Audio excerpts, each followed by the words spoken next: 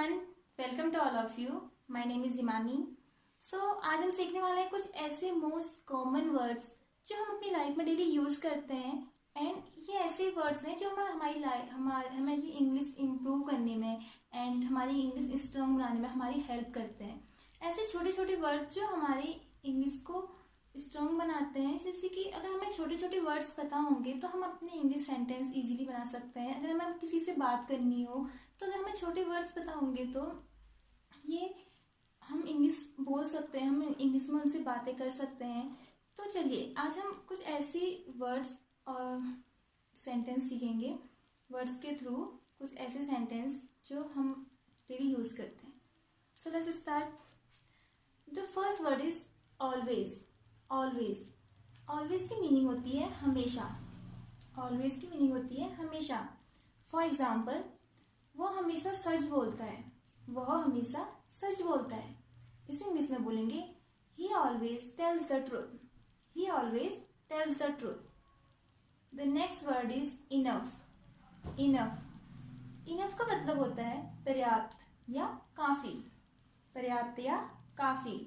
For example, वह जीतने के लिए काफी तेज दौड़ता है.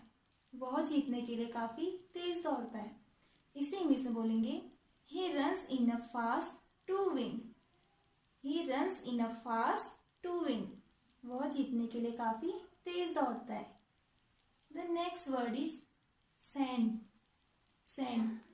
सेंड मीन्स होता है भेजना. सेंड मीन्स होता है भेजना. जैसे कि हम कभी किसी को बोलते हैं ना, मुझे मैसेज भेज दो या मुझे रिपोर्ट भेज दो. फॉर एग्जाम्पल, मुझे रिपोर्ट भेज दो. मुझे रिपोर्ट भेज दो. इसे इंग्लिश में बोलेंगे could you please send me report. Could you please send me report. The next word is complete. Complete. Complete की मीनिंग होती है पूर्ण या संपूर्ण. पूर्ण या संपूर्ण. फॉर एग्जाम्पल, आज संपूर्ण लॉकडाउन है. आजकल लॉकडाउन हो रहा है तो हम बोलते हैं आज संपूर्ण लॉकडाउन है. तो इसे इंग्लिश में बोलेंगे today complete lockdown. Today complete lockdown. आज संपूर्ण लॉकडाउन है. The next word is against. Against. Against की मीनिंग होती है के खिलाफ या विपरीत. के खिलाफ या विपरीत. फॉर एग्जाम्पल, क्या आप राहुल के खिलाफ हैं. क्या आप राहुल के खिलाफ हैं. इसे इंग्लिश में बोलेंगे are you against Rahul. Are you against Rahul. क्या आप राहुल के खिलाफ हैं. The next word is forever. Forever. Forever की मीनिंग होती है हमेशा के लिए. फॉर एवर की मीनिंग होती है हमेशा के लिए. फॉर एग्जाम्पल, सुभाष चंद्र बोस हमेशा के लिए अमर हो गए. सुभाष चंद्र बोस हमेशा के लिए अमर हो गए. इसे इंग्लिश में बोलेंगे Subhash Chandra Bose became immortal for ever.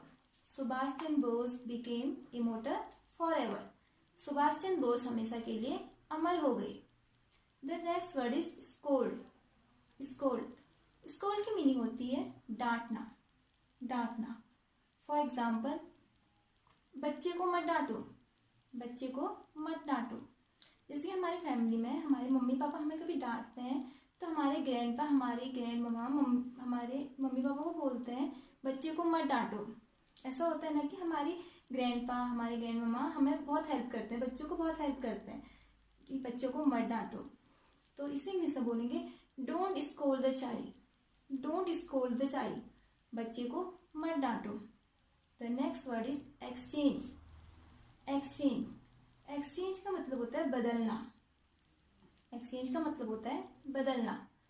For example, हम कभी मार्केट जाते हैं और हम अपने लिए शॉपिंग करते हैं. शॉपिंग तो आप सब करते होंगे. तो जैसे हमने एक शर्ट ली और हमें वो अनफिट हुई तो हम बोलते हैं कि मुझे अपनी शर्ट बदलनी है. मुझे अपनी शर्ट बदलनी है. तो उसे इंग्लिश में बोलेंगे I have exchange my shirt. I have to exchange my shirt. मुझे अपनी शर्ट बदलनी है. The next word is challenge. Challenge. Challenge की मीनिंग होती है चुनौती. चैलेंज की मीनिंग होती है चुनौती. फॉर एग्जाम्पल, जैसे कोई हमें बोलते हैं मैं तुम्हें चुनौती दे रहा हूँ. मैं तुम्हें चुनौती दे रहा हूँ. तो हम बोलते हैं मुझे तुम्हारी चुनौती स्वीकार है। मुझे तुम्हारी चुनौती स्वीकार है। इसे इंग्लिश में बोलेंगे I accepted your challenge. I accepted your challenge. The next word is need. Need, need की मीनिंग होती है जरूरत। नीड की मीनिंग होती है जरूरत या आवश्यकता।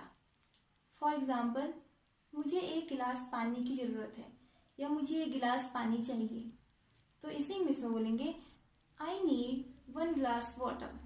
I need 1 glass water. मुझे एक गिलास पानी चाहिए। द नेक्स्ट वर्ड इज गोल। गोल, गोल की मीनिंग होती है उद्देश्य या लक्ष्य। उद्देश्य या लक्ष्य से हमें हमारे टीचर बोलते हैं तुम्हारा उद्देश्य क्या है, तुम्हारा लक्ष्य क्या है, तो इसी इंग्लिश में बोलेंगे what is your goal. What is your goal, तुम्हारा लक्ष्य क्या है। The next word is rely. Rely, rely means होता है भरोसा। रिलाई मीन्स होता है भरोसा। फॉर एग्जाम्पल, हम उस पर भरोसा नहीं कर सकते। हम उस पर भरोसा नहीं कर सकते। इसे इंग्लिश में बोलेंगे we can not rely on him. We can not rely on him. हम उस पर भरोसा नहीं कर सकते। The next word is simple. Simple, simple का मतलब होता है सरल। सरल, जैसे यह बहुत सरल कार्य है। फॉर एग्जाम्पल, यह बहुत सरल कार्य है। इसे इंग्लिश में बोलेंगे this is simple work. This is simple work. यह बहुत सरल कार्य है। The next word is without. Without, without की मीनिंग होती है के बिना या बगैर। के बिना या बगैर।